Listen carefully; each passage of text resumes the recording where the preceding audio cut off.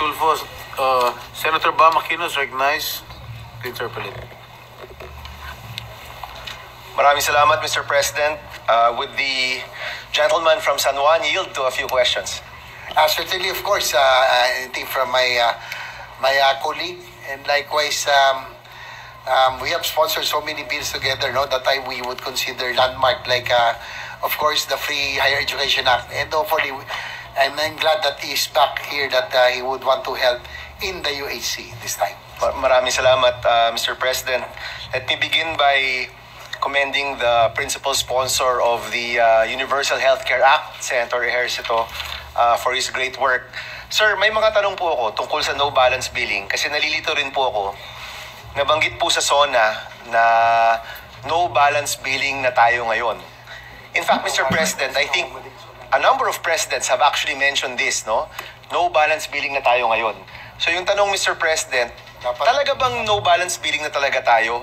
Kung ako'y may sakit at pumunta sa isang government hospital, hindi na dapat ako kinakabahan na magbabayad ng kahit anumang presyo o kahit anumang billing po dyan? Or meron pa ring posibilidad na meron akong billing, Mr. President? Ano ba talaga ang status nito? Mr. President, maraming salamat, Senator Bam Aquino, sa iyong pagtanong.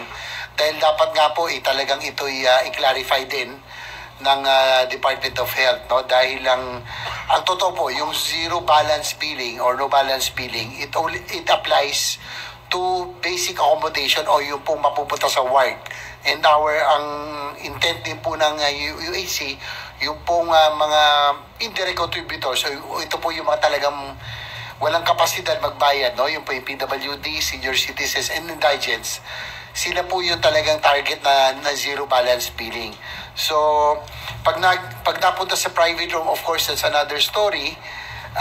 Hindi po yan mapupunta rin sa zero balance billing kasi po talagang nakapaloob doon ay basic accommodation or yung po mapupunta sa ward.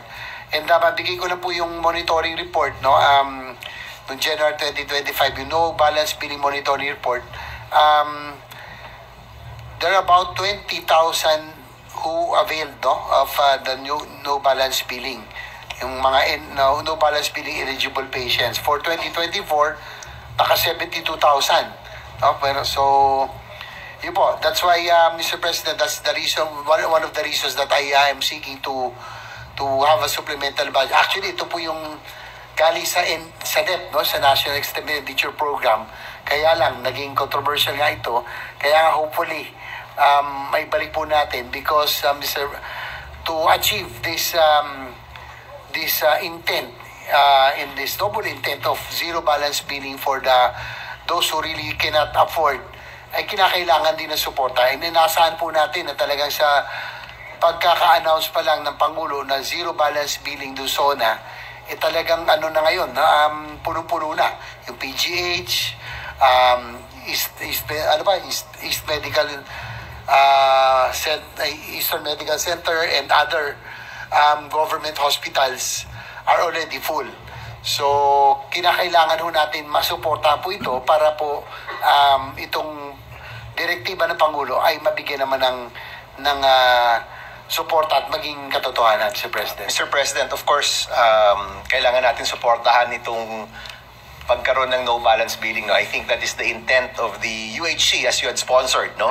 Pero right now, Mr. President, para lang po klaro, kasi we're on the record at of course, nakikinig rin ang taong bayan sa atin.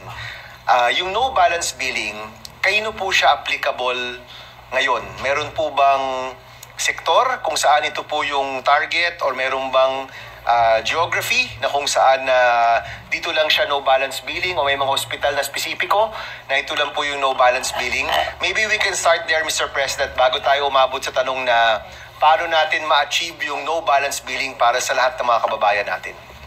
Well, Mr. President, because under the Universal Healthcare Act, all Filipinos are now automatically members of PhilHealth. Pero ito pong zero balance or no balance billing, ang prioridad po natin, yung po talagang walang kapasidad, okay, no, na magbayad. And these are the indirect contributors. classified, as I mentioned earlier, ito po yung PWDs, indigents, and senior citizens. So, they are the priority for zero balance So, billing. Mr. President, so right now, kung PWD ka, indigent or senior, are you already no balance billing status? As long as they avail of the basic accommodation in DOH hospitals, Mr. President. Ito po yung ward, So, Mr. President. posible rin po na... So, basic accommodation, pero kahit anong sakit, no balance billing po sila. Is that correct, Mr. President? Yes, that is correct, Mr. President. So, kahit anumang sakit, kung ako ay senior citizen, PWD, or indigent, and I only avail of basic accommodations, doon po, no balance billing tayo. That is correct, Mr. President. Okay, pero kung nagangad ako ng mas magandang accommodation, yung next level, kailangan mo na magbayad. That is correct, Mr. President. At kung hindi ako kasama sa tatlong klasifikasyon na yon, hindi ako senior, hindi ako indigent, or hindi ako PWD, may cover ang PhilHealth, pero meron ka pa rin ilalabas na pera. Is that correct, Mr. President? Yes, that is correct, Mr. President. However, yung pong mga hindi, those who would not fall under the indirect contributors o ito mang pong prioridad po natin, kahit po sila yung kailangan magbayad, our intent is still to lower the out-of-pocket expense. So, kung sila po yung mag-avail ng private accommodation, of course, there will be expense already, pero ang target ho natin is for PhilHealth to at least increase its participation. No, na talagang ito man nakaraang taon siguro naging mainit kasi po napakaliit nung kanila pong sinasagot. So hopefully by this time they would have adjusted their case rates, and with the new PhilHealth administration under Dr. Mercado, they committed that they will increase the participation of PhilHealth in every hospital billing, Mr. President. Mr. President, so kung so merong lang sektor na talagang no balance billing, no? Yung karamihan ng mga workers natin, karamihan ng mga kababayan natin, mga kabataan, kailangan pa rin nila magbayad. Yung ultimate goal po ba ng UHC ay makover lahat ng Pilipino or ilang-ilang sektor lang po sa mga kababayan natin? Yes, under the law, Mr. President, all Filipinos are now considered as members of PhilHealth. And although this is what I admittedly, this is a really ambitious measure, it's a 10-year program, Mr. President. No? We are already entering the 6th year of implementation. Medyo sa totoo lang, medyo malayo-layo pa tayo. But siguro baby steps, we're trying to improve, Mr. President, and at least these are all welcome development. Ito pong nakarangso na nating Pangulo na kahit paano nabigyan na ng kahalagan and importansya itong healthcare and the universal healthcare program. So, yun po, Mr. President, baby steps and malayo-layo pa sa totoo lang, pero I'm hoping that with this present Congress right now, if we will all work and help each other realize this of having a genuine universal healthcare, access to genuine universal healthcare for all Filipinos, sa tingin ko naman po ay kakayanin, no?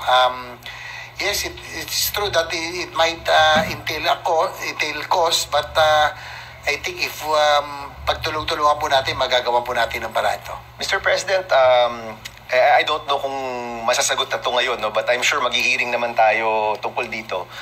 Meron na bang target number or target budget ang Department of Health or PhilHealth pagdating sa pagkamit ng universal healthcare for all? Meron na ho bang, napag-usapan na po ba yan in the previous Congress?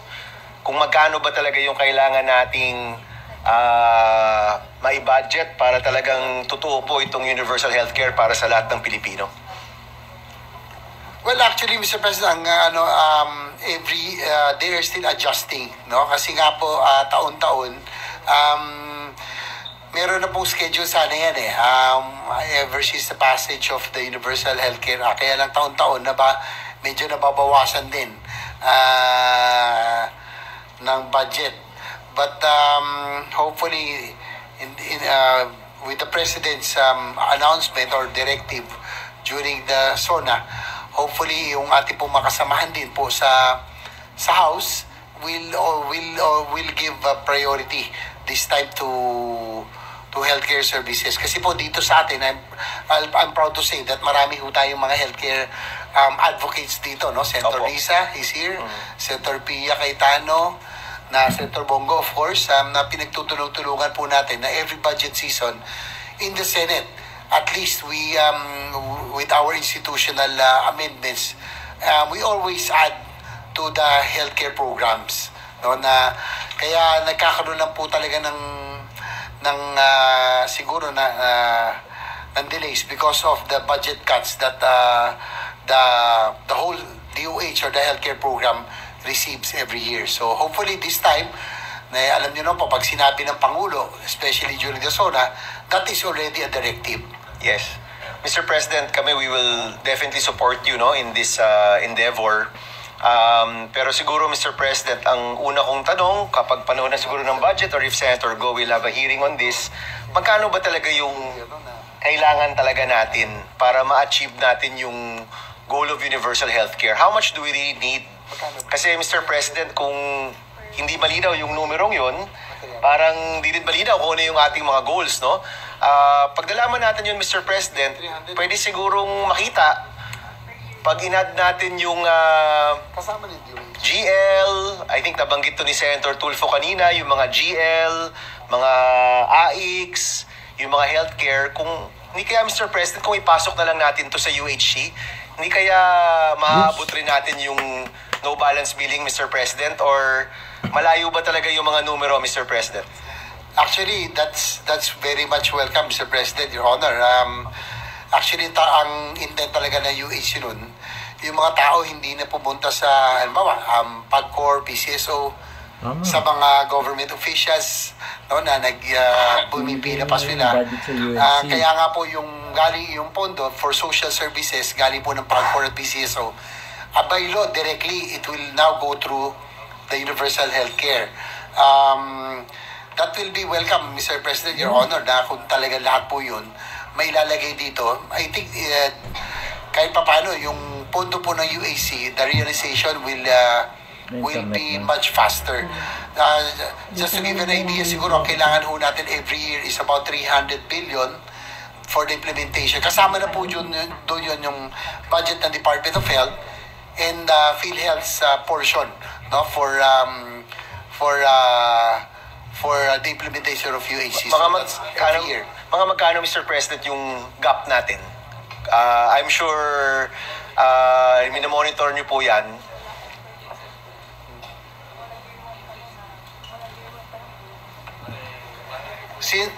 Since year one of its implementation, Your Honor, Mr. President, medyo nagkulang din. No? But we will give you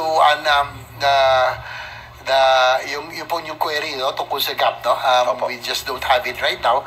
And Mr. President, I would like to thank Senator Bamakino for your support. Actually, yung pong binabalikan ko lang, no, yung sabi, if the government, I think if the government is really would want to show that it is really indeed serious in helping our people, especially sa social programs, yung pong inyo pong in-sponsor na free college education, and kung maging successful na po itong Universal Healthcare Act, talagay ko dun lang, no, sa education, sa health, pag maging maganda, mararamdaman na natin mga kabayan na talagang kahit paano ang pamalan ay talagang nandyan para umalalay sa kanila sa oras ng pangangailangan. Thank you, Mr. President. We'd like to reiterate our support for the good sponsor of the Universal Healthcare Law.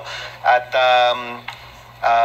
mabigat na usapan to, Mr. President, but we promise and we commit to engage and to support the efforts of the Chairperson of Health and Senator Ejercito with regard to the amendments or the changes that we want to see in this law. Maraming salamat, Mr. President. Thank you. Senator Aquino.